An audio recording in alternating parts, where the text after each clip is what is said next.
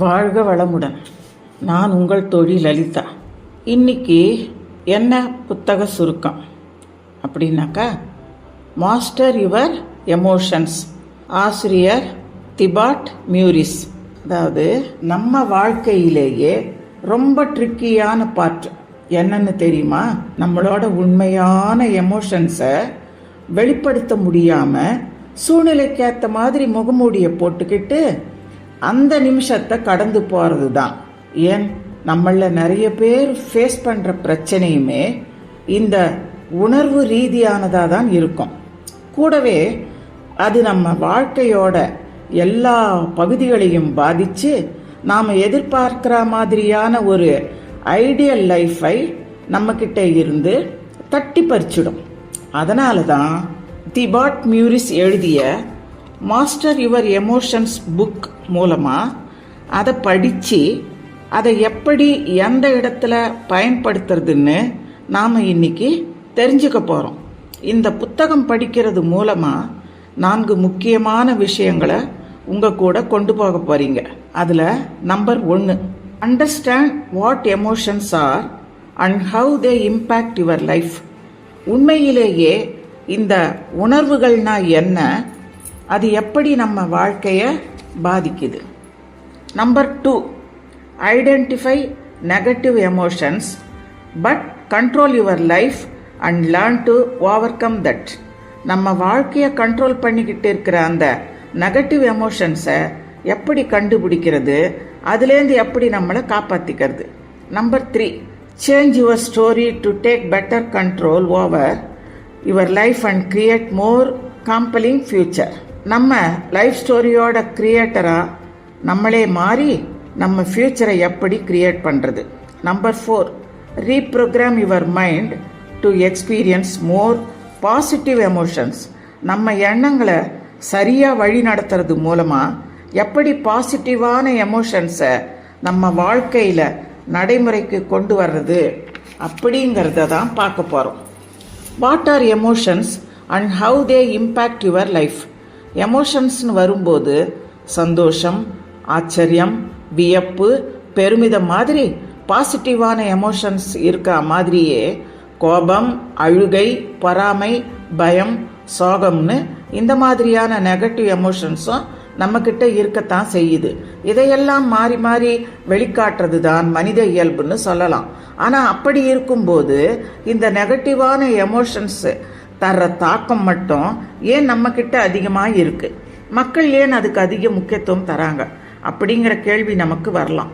உண்மையாக சொல்லப்போனால் நம்ம எமோஷன்ஸ் அப்படிங்கிறது ஒரு ஃபேக்ட்ரியில் உருவாகி கடைசியாக கிடைக்கிற ப்ராடக்ட் மாதிரி.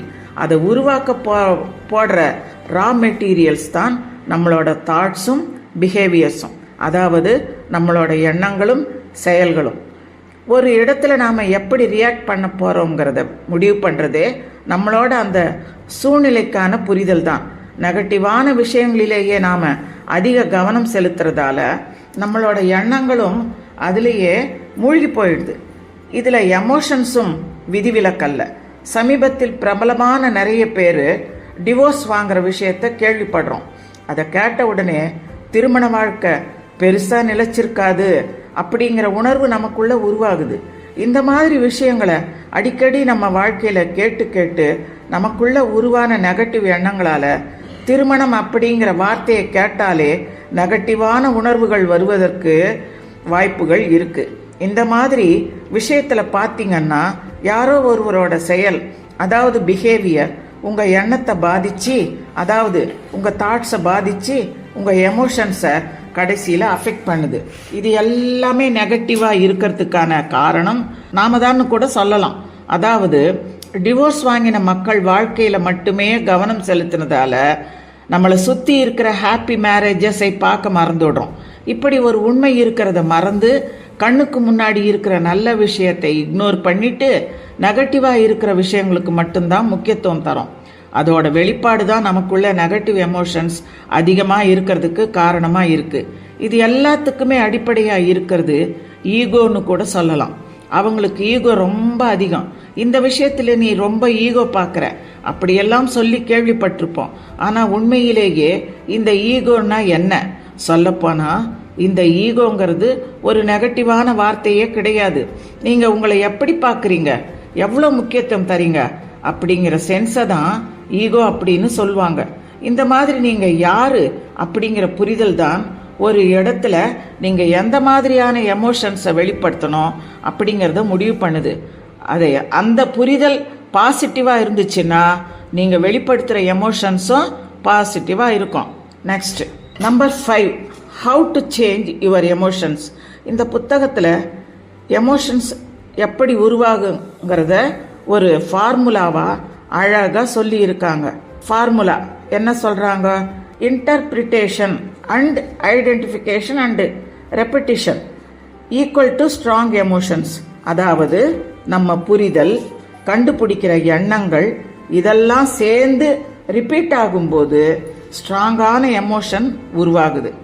எக்ஸாம்பிள், இதை இன்னும் தெளிவாக சொல்லணும்னா ஒரு உதாரணத்தை பார்க்கலாம். நீங்கள் ரோட்டில் போகிறீங்க, அங்கே திடீர்னு ஒரு நாய் நிற்குது, அங்கே பார்த்தா வேற யாருமே இல்லை. இதை ஒரு ஆபத்தான சூழ்நிலைன்னு புரிஞ்சுக்கிறீங்க. இதுதான் இன்டர்பிரிட்டேஷன். கூடவே அதை பார்க்கும்போது இதுக்கு முன்னாடி உங்களுக்கு தெரிஞ்சவங்க நாய்கிட்ட கடி வாங்கினதெல்லாம் உங்களுக்கு எண்ணமாக ஓடுது, ஞாபகம் வருது. இதுதான் ஐடென்டிஃபிகேஷன். அதே மாதிரி அந்த நாய் உங்களை துரத்த ஆரம்பிச்சுடுது. அந்த இன்சிடெண்ட்டுக்கு அப்புறம் அதே மாதிரியான நாய்களை பார்த்தீங்கன்னா நெகட்டிவான விஷயங்களே நீங்கள் கேள்விப்படுறீங்க. இதுதான் ரெப்பிட்டிஷன். அடுத்த முறை உங்கள் ஃப்ரெண்டு வீட்டு நாயை பார்த்தா கூட உங்களுக்கு ஒரு இனம் புரியாத பயம் வரும். அதுதான் அந்த ஸ்ட்ராங்கான எமோஷன். இப்படித்தான் நம்ம எமோஷன்ஸ் உருவாகுது. ஆனால் இந்த ஃபார்முலாவை நாம் பாசிட்டிவான விஷயங்களுக்கும் பயன்படுத்தலாம். அதாவது ஒரு நிகழ்வை பாசிட்டிவாக புரிஞ்சிக்கிறது மூலமாக அதோட தாக்கம் அடிக்கடி நமக்குள்ள வந்து ஒரு நல்ல எண்ணத்தை உருவாக்கி அதை பாசிட்டிவான எமோஷன்ஸாக மாற்ற முடியும். உதாரணத்துக்கு, உங்களுக்கு தெரிஞ்சவங்களோ பக்கத்து வீட்டுக்காரங்களோ ஆரோக்கியமான உணவை எடுத்துக்கிட்டு இயற்கையோடு ஒன்றிணைந்து வாழறாங்க. அதை கண்கூடா பார்க்குறீங்க. அதனால் அவங்க பெனிஃபிட்ஸ் கண்கூடா தெரியுது. அதே மாதிரி பழக்கம் உள்ளவங்களை பற்றின தகவல்களையும் வாழ்க்கையை பற்றியும் அடிக்கடி நீங்கள் கேள்விப்படுறீங்க. இதனால் உங்களுக்கு அந்த ஹெல்த்தி லைஃப் ஸ்டைல் பற்றின நல்ல எண்ணமும் கூடவே பாசிட்டிவான உணர்வும் உருவாகுது. அதனால் அதுவே உங்களை அவங்கள மாதிரியான செயல்களை ஈடுபட ஊக்குவிக்குது. இந்த ஃபார்முலாவை புரிஞ்சுக்கிட்டு தான் நிறைய மார்க்கெட்டிங் இண்டஸ்ட்ரீஸ் அவங்க பொருள்களை பற்றின நல்ல எமோஷன்ஸை மக்கள்கிட்ட உருவாக்குறாங்க. இன்னும் தெளிவாக சொல்லணும்னா, இப்போ வர டிவி ஆட்ஸில் பார்த்தீங்கன்னா ஒரு ப்ராடக்டோட பெனிஃபிட்ஸை சொல்லிக்கிறதோட நிறுத்திக்காம அந்த பொருள் கூட ஒரு எமோஷனையும் லிங்க் பண்ணுறாங்க. உதாரணத்துக்கு, அம்மாவின் கைப்பக்குவம், உங்கள் நல்ல நண்பன், உங்கள் வீடு போன்ற உணர்வு அப்படின்னு அந்த சீனில் எமோஷன்ஸை ஆட் பண்ணி அதை அடிக்கடி நாம் பார்க்கறது மூலமாக நெக்ஸ்ட் டைம் அந்த பொருளை பார்க்கும்போது நமக்கும் அவங்க விளம்பரம் பண்ண பாசிட்டிவான எமோஷன்ஸ் தான் வரும். இந்த ஃபார்முலாவை நீங்களும் புரிஞ்சுக்கிறது மூலமாக உங்கள் வாழ்க்கையில் உங்கள் எமோஷன்ஸ் எப்படியெல்லாம் ப்ளே ஆகுது, எப்படி முறையாக மேனேஜ் பண்ணலாம் அப்படிங்கிறதையும் தெரிஞ்சிக்க முடியும். Next, how to use emotions to grow. உங்கள் உணர்வுகளை சரியாக புரிஞ்சிக்கிட்டு உங்கள் வாழ்க்கையோட ஒன்றிணைச்சு முறையாக பயன்படுத்துவது மூலமாக எதிலெல்லாம் லாபம் அடைவீங்க அப்படின்னு இந்த புத்தகத்தில் லிஸ்ட் கொடுத்துருக்காங்க. என்ன list? Number 1, learning how to use emotions to guide our selves. அதாவது உணர்வுகளை பயன்படுத்தி செல்ஃப் அவேர்னஸ் என்று சொல்லப்படுகிற நம்மளை பற்றின புரிதலை நமக்குள்ள எப்படி கொண்டு வர்றது அப்படின்னு கற்றுக்கிறது. Number 2, recording your emotions to become our feelings. நம் உணர்வுகளை நோட் பண்ணுறது மூலம் அதோட அர்த்தம் என்னன்னு புரிஞ்சுக்கிறது. Number 3, how to overcome the feeling out not good. இதில் நான் சரியாக பண்ணலை, இந்த விஷயத்தில் நான் பெஸ்டே இல்லை, இந்த மாதிரியான உணர்வுகளை தவிர்த்து அதுலேருந்து எப்படி வெளியே வருது. Number 4, how to deal with the concern. நம்மளை சுற்றி ஒரு வால் கட்டிக்கிட்டு எந்த ஒரு உணர்வையுமே வெளிப்படுத்தாமல் இருக்க டிஃபென்சிவான மனப்பான்மையிலிருந்து எப்படி வெளியே வர்றது. Number 5, dealing with stress and worry. நம்மளோட கவலைகள் கூடவும் அதனால ஏற்படுற ஸ்ட்ரெஸ்ஸோட கூடவும் எப்படி டீல் பண்றது. Number 6, not letting what people think of us in better. நம்மளை பத்தி மற்றவங்க என்ன நினைப்பாங்களோ அப்படிங்கிற ஒரு தடையை எப்படி தகர்த்தெறியறது. Number 7, dealing with jealousy, procrastination, lack of motivation. பொறாமை, கோபம், ஆத்திரம், ஊக்கம் இல்லாம இருக்கிறது, இந்த மாதிரியான எமோஷன்ஸோட எப்படி டீல் பண்றது. இந்த மாஸ்டர் யுவர் எமோஷன்ஸ் அப்படிங்கிற தலைப்புக்கு பெஸ்ட் ஃபிட்டா இருக்கிற மாதிரி ஒரு சின்ன மாரல் ஸ்டோரியை பார்ப்போம். இந்த கதையில வர ஹீரோ டேனி. அவன் ஒரு அபியூஸான ஃபேமிலியில, அதாவது தினமும் அவங்க அப்பாவும் அம்மாவும் சண்டை போட்டுக்கிட்டு அவனை அடிச்சு துன்புறுத்துறாங்க. இவன் கூட இருக்கிற மற்ற ஃபேமிலி ஃப்ரெண்ட்ஸ் எல்லாம் பார்த்து நமக்கும் இந்த மாதிரி கிடைக்காதாங்கிற ஏக்கம் அவனுக்குள்ள சின்ன வயசுலேருந்து இருந்துக்கிட்டு இருக்கு. ஒரு கட்டத்துக்கு மேல அவனுக்கு அவனோட ஃபேமிலி டார்ச்சர் தாங்க முடியாம இவன் ஒரு ஹோமுக்கு வந்துட்டான். வந்த பிறகும் அவனோட ஆசை, கனவு எல்லாமே தன்னை ஒரு லவ்விங்கான ஃபேமிலி அடாப்ட் பண்ணிப்பாங்க அப்படிங்கிறது தான். அதை பத்தி யோசிக்கும் போதெல்லாம் அவன் அளவுக்கு அதிகமா சந்தோஷப்படுவான். இதுவே அவனுக்கு நடந்த கொடுமைகளை எல்லாம் ஞாபகப்படுத்தி பார்க்கும்போது அவனை அறியாமலேயே அவனுக்குள்ளே ஒரு இனம் புரியாத கோபமோ சோகமோ வந்துடும். சொல்லப்போனா அவனோட எமோஷன்ஸ் எல்லாம் ஒரு ரோலர் கோஸ்டர் மாதிரி அடிக்கடி ஹை அண்ட் லோவா மாறிக்கிட்டே இருக்கும். இதை நோட்டீஸ் பண்ணதால எந்த பேரண்ட்ஸுமே அவனை அடாப்ட் பண்ணிக்கல. இதனால அவனுக்குள்ளே இருந்த அந்த கோபம் சோகம் அவனை அதிகமா ஆட்டி படைக்க ஆரம்பிச்சுது. அதோட விளைவா அங்க இருக்கிற மற்ற பசங்களோட தேவையில்லாத விஷயத்துக்கு சண்டை போடுறது, கோபத்துல கத்துறது மாதிரியான செயல்களிலும் ஈடுபட ஆரம்பிச்சான். இதை பார்த்த அந்த ஹோமோட ஓனர் ஒரு பாக்ஸிங் கிளவுஸ் சாக்கும் கொடுத்து, உன் கோபம் தண்ணீர வரைக்கும் இதை பிராக்டிஸ் பண்ணு அப்படின்னு சொன்னாரு. இப்படி அவன் பண்ணிக்கிட்டு இருக்கும்போது அதை பார்த்த ஒரு பாக்ஸிங் கோச், எப்படி இவ்வளவு நல்லா பாக்ஸிங் பண்றேன்னு கேட்டார். அதுக்கு அவன், எனக்குள்ளே இருக்கிற கோபம் தீர்ற வரைக்கும் அந்த சேக்கை நான் அடிச்சுக்கிட்டே இருப்பேன் அப்படின்னு சொன்னானாம். உடனே அந்த கோச் டேனிய தன்னோட பாக்ஸிங் சென்டருக்கு கூட்டிட்டு போனாராம். இங்க இருக்கிற ஒரு பாக்ஸரோட நீ போட்டியிடணும்னு சொல்லி பாக்ஸிங் கோர்ட்ல ஏத்தி விட்டாராம். இவனும் அங்க போய் தன்னோட மொத்த கோபத்தையும் கண்ணு மண்ணு தெரியாம அந்த எதிராளி மேல அடிக்க போனானாம். ஆனா எதிராளி ஈஸியா அவனை நாக் அவுட் பண்ணிட்டாரு. இதை பார்த்த கோச் டேனி கிட்ட, உனக்குள்ள இருக்கிற எமோஷன்ஸ் ரொம்ப ஸ்ட்ராங்கானது, ஆனா அதை எப்படி பயன்படுத்தணும்னு உனக்கு தெரியல. அதனால தி லாஸ் ஆஃப் ஹியூமன் நேச்சர்ங்கிற புத்தகத்தை கொடுத்து இதப்படி, அதிலும் முக்கியமா தி ரைடர் ஆர் ஹார்ஸ் அப்படின்னு வரும்.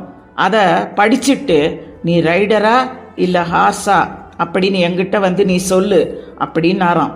டேனியும் எங்கிட்ட வந்து நீ சொல்லுன்னு சொன்னார் இல்லையா. உடனே டேனியும் மறுநாள் அந்த புத்தகத்தை படிச்சு அதுல வர்ற தி ரைடர் ஆர் ஹார்ஸ் பகுதியும் படிச்சு அதுல சொல்லப்பட்டிருக்கிற விஷயம் தன்னை சுத்தி காட்டுற மாதிரியே இருக்கவே டேனிக்கு கோபம் வந்து அந்த புக்கை தூக்கி போட்டுட்டு கீழே போனான். ஆனா அங்கே போனா தன்னோட ஃப்ரெண்டை ஒரு நல்ல ஃபேமிலி அடாப்ட் பண்ணாங்களாம். இவன் ஆசைப்பட்ட எல்லாமே மற்றவங்களுக்கு நடக்கிறத பார்த்த டேனி, நாம கண்டிப்பா மாறணும்னு தூக்கி போட்ட அந்த புக்கை திருப்பி எடுத்து படிக்க ஆரம்பிச்சானாம். மறுநாள் போய் கோச்சை சந்திச்சு டேனி தான் ஒரு ஹார்ஸ் அப்படிங்கிறத ஒத்துக்கிட்டானாம். அதாவது ஹார்ஸ் அப்படிங்கிறது நம்மோட எமோஷனல் செல்ஃப் லாஜிக்கா எல்லாம் யோசிக்க மாட்டோம். அப்போதைக்கு நம்ம உணர்வுக்கு தீனியா எது கிடைக்குதோ அதை மட்டும் செய்வோம். அதுவே ரைடர் நம்மளோட திங்கிங் செல்ஃப், அதாவது எந்த ஒரு செயலா இருந்தாலும் யோசிச்சு பார்த்து லாஜிக்கலா முடிவெடுக்கிற ஒரு வேர்ஷன்.